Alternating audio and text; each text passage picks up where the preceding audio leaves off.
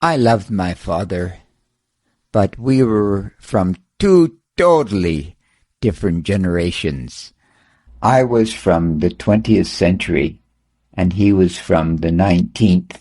So his values were different than mine, to say the least.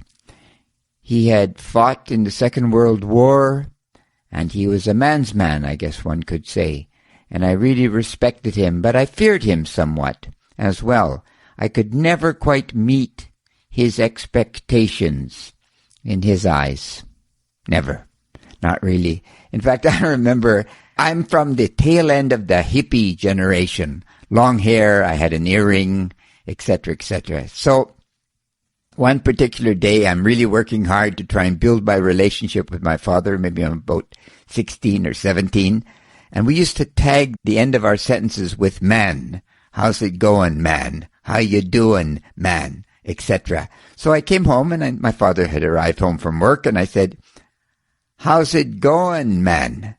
And my father, I guess, had a difficult day with this group of men that he looked after, that he managed, a lot of them really, a lot of areas.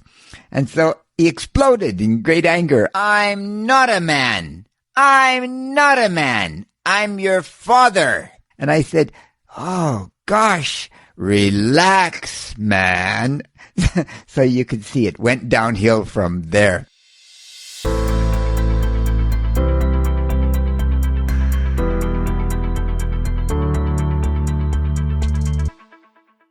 Then, I think I mentioned this before, I turned 16. I finally got my driver's license and I wanted to buy a car. No way. Young men don't own cars. And I had the money. And I tried to explain, Dad, look, if I don't have a car, I don't have a girlfriend. Bad luck for you, Leon. No car. And life went on. You know, but finally, he was very kind to me, my father, but I didn't quite meet his expectations. But as life went on, he finally accepted me. I wasn't going to become a logger. I wasn't going to work in the woods. And I did it. I worked for about, I think, 4 summers. Every summer I set chokers, and my gosh, it's a difficult job to say the least. But I did it, and so I accomplished something perhaps in his eyes. But regardless, I didn't take it on as a career. So I was kind of somewhat second rate, if you know what I mean. I went away and I studied philosophy. So finally, I think my father was about 80 years old. We finally had the talk. Leon, I know that you're different than me, and that's okay. And I remember I got teary-eyed. I got really emotional. You know, it was really one of those seminal moments in my life. And then, at 83 years of age, he died.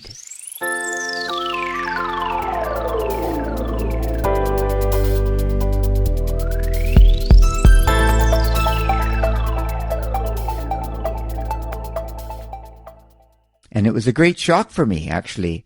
And I couldn't sleep. My sleep was totally disrupted. Now, we know from Freud and from Jung that dreams are a pathway to the unconscious. And, you know, there's probably a lot of truth to this, really. So, my story. I can't sleep. And then I have this dream. I'm walking along this gravel path, and it's like you're in some Monet painting, if you will.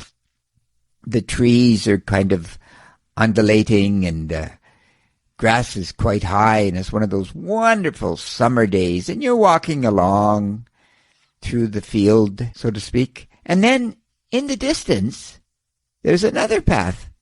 And I see my father walking along that path, and he's dressed in a suit. And my father always looked spectacular whenever he dressed up, so to speak. And he was a wonderful dancer, which I also was not.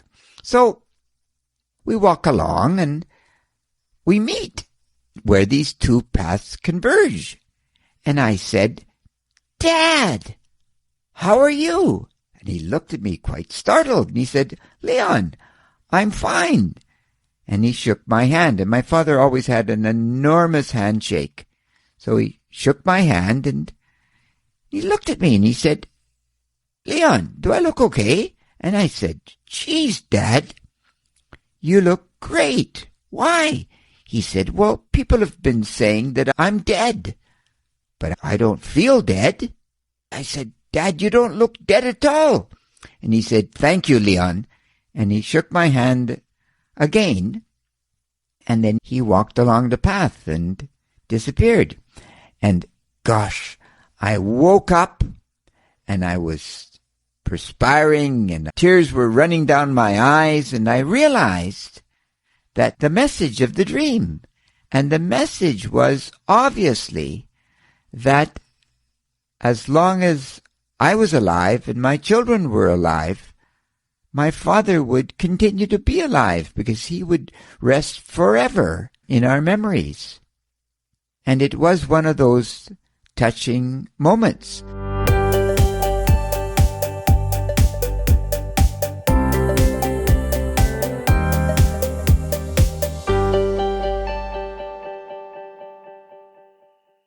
So since that time, I've kept a dream book, and I've made a strong attempt to access my dreams, to understand what the mind is actually thinking when it's in a state of rest.